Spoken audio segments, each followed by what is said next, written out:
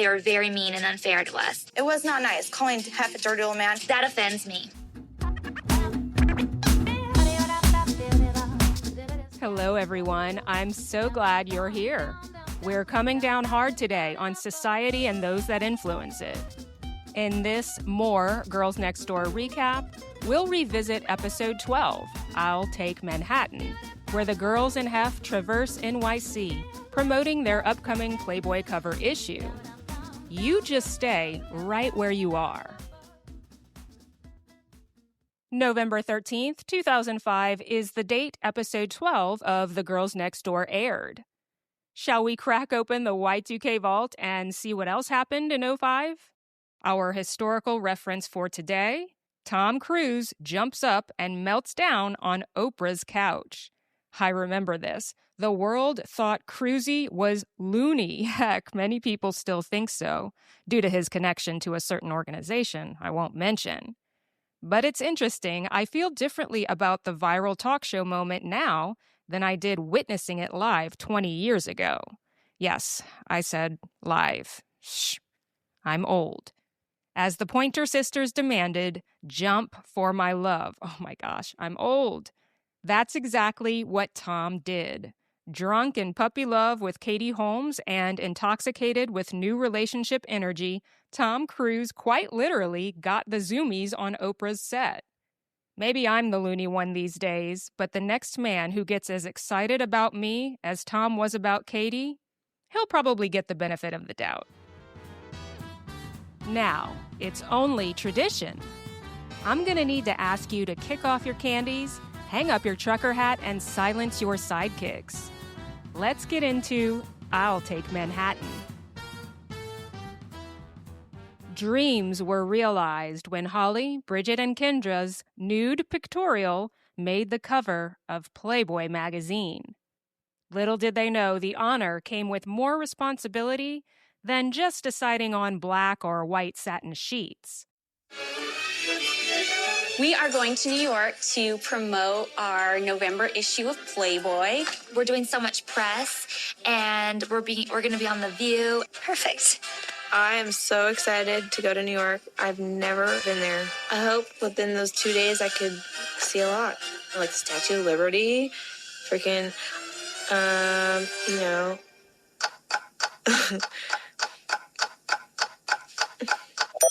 What else is there? In opening scene, Holly is filling up matching Louis Vuitton luggage in the mansion vanity.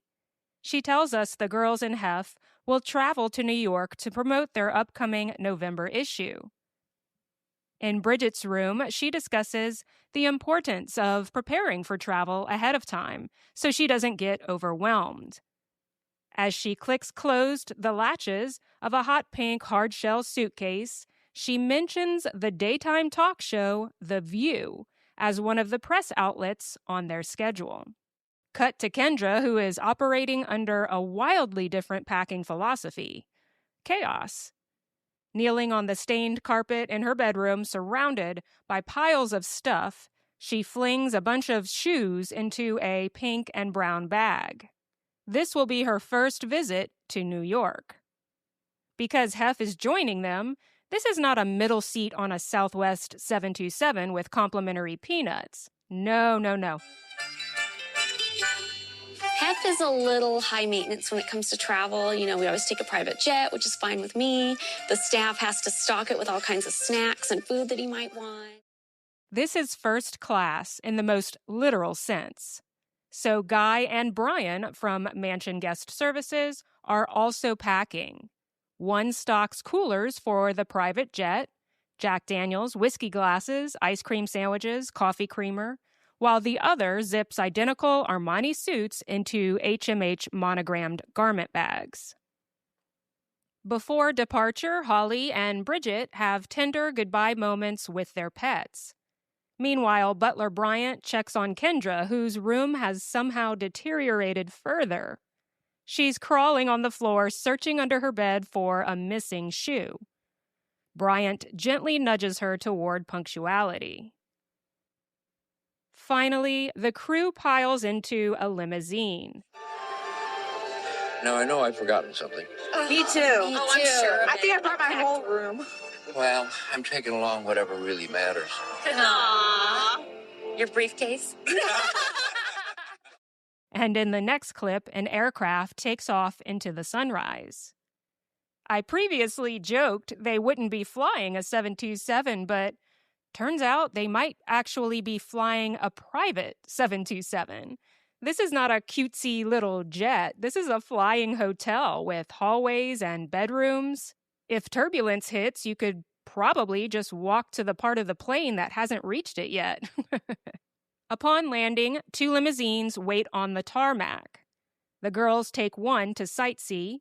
Hef takes the other to settle into the hotel. He's 80 years old.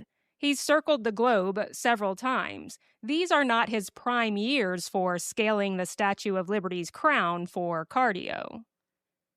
Joining the girls are NYC-based playmates, Pilar Lastra, Courtney Culkin, and Monica Lee. They roam the city in foam green Statue of Liberty crowns purchased from street vendors. Meanwhile, Hef handles phone interviews from bed, including one with Howard Stern and Robin Quivers, who press him about rumors of starting a family with Holly. I got Mr. Hefner on the phone. How you doing, pal? Very well. We're signing the November issue. The November issue just came out, and it's got my girlfriends on it. Good Lord Almighty, they're perfect, too. Yes, they are. I knew that Hef was doing a phone interview with Howard Stern, and in New York there was this big rumor in one of the papers that I was pregnant. But you're thinking of maybe getting this one girl pregnant. Are you talking about the story in the Daily News today? Yeah. Oh, well, Holly's my number one lady, and the reporter wanted to know whether or not there'd ever been any conversation about having a baby, and I said, yes, there's been some conversation. Oh. I don't feel like I have that much time to have kids because I want to have kids at 30. That's my ideal age. He confirms discussions about having a baby, and here's where insight adds weight. Holly was open about wanting children during her relationship with Hugh Hefner. Toward the end, they explored IVF as a path to parenthood. It ultimately didn't result in pregnancy, and Holly later reflected that the experience contributed to her decision to leave and pursue motherhood on her own terms. In the moment, though, it's presented as just another headline. In retrospect, it's a crossroads. She looks tiny from far away. Was Statue of Liberty a real person? No. Asked them, like, is that made after a real person? And they're all laughing at me like I was stupid or something. Yeah, they asked to make the mold of me, but I said no. Back at the Statue of Liberty, Kendra asks if the statue was based on a real person. Holly scoffs, expression translating roughly to, "Oh, honey." The group giggles, but moments later, Courtney asks a guard the same question and learns the statue's face was modeled after the sculptor's mother. Suddenly, Kendra's curiosity is validated. "Hey, that's what I asked," whines Kendra, and I totally get where she's coming from. Here's the subtle dynamic shift. Kendra wasn't dumb, she just didn't phrase the question in a way that sounded like a Wikipedia entry. And the difference was being laughed at versus being answered. It's a microcosm of the trio's evolving roles. So the lesson? It's not what you ask, it's how confidently you ask it. The next day is a blur of appearances. Magazine signings leave fingers numb from autographs. Radio interviews veer into personal territory. But looming largest is the view. There's noticeable anxiety and a dense sense of dread leading up to their appearance on The View. In 2005, The View was in its 8th season on ABC and firmly established as one of daytime TV's most buzzed-about roundtable talk shows. Created by broadcast legend Barbara Walters, the show featured a panel of women from different generations and political perspectives discussing hot topics in politics, pop culture, and current events, often with lively debate. The 2005 co-hosts were Barbara Walters, creator and moderator, Joy Behar, the sharp comedic voice known for blunt humor and liberal viewpoints, Star Jones often weighed in on legal and celebrity issues, Elizabeth Hasselbeck, the youngest panelist at the time, known for her more conservative stance, which frequently sparked on-air clashes. Bridget and Kendra openly worry about invasive sex questions. Hef assures them they don't have to answer anything they don't want to. Watching now, it's clear they were largely without formal media training. They were famous, but not fortified. Fed to the wolves may be dramatic, but they are, after all, bunnies. I'm really nervous to do the view. I'm hoping that the ladies are really cool and love us to death, but it could be the opposite, and they could just be very cynical and like, what are you girls doing? I think I'm also afraid they're going to ask a lot of personal sexual questions. Yeah.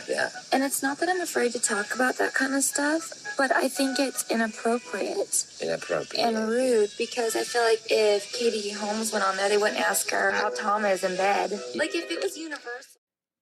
While getting her makeup done, Bridget says something that might be one of the sharpest observations of the entire series. If Katie Holmes went on the show, they wouldn't ask her how Tom Cruise is in bed. Pause, rewind. That's not naive. That's perceptive. She's absolutely right. The framing of women tied to powerful men changes depending on how respectable society deems their sexuality. Bridget, journalism degree in hand, understands the double standard, even if she doesn't have the vocabulary for it yet. Wardrobe choices reflect the girls' attempt at demure professionalism.